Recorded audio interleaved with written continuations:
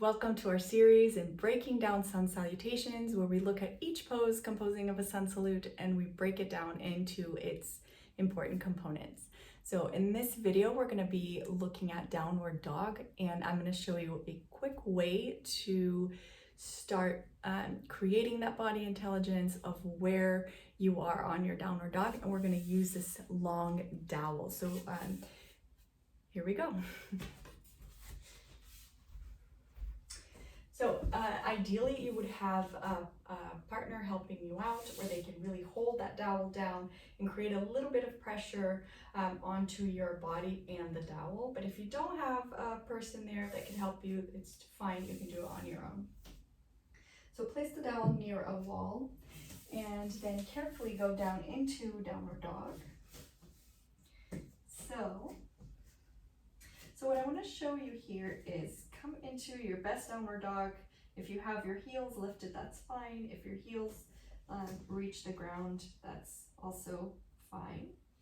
So here, a big part of sometimes in downward dog is really that if you have a lot of flexibility on your upper chest is when we drop the floating ribs down. So sometimes this feels like a stretch, but we want to make sure that we're not dropping the floating ribs, which are right here. We're not dropping these as we are practicing downward dog. So with this dowel, it's a really nice way to know if you're doing that or not. So the action here is lifting the sit bones and having them rise up on this dowel. So keeping contact with the prop, lift the sit bones up. Create that concavity in the back, but don't drop the floating ribs. So arms, and then lift the sit bones, and then I have this tendency of wanting to drop the floating ribs, so I bring them back up. Don't drop the floating ribs here. So length of the back of the leg, length of the arms. And then if I want to drop the head, I go ahead and drop the head from the middle of the back.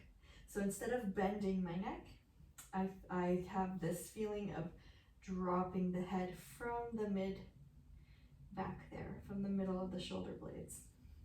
And I keep the concavity of the back. Okay.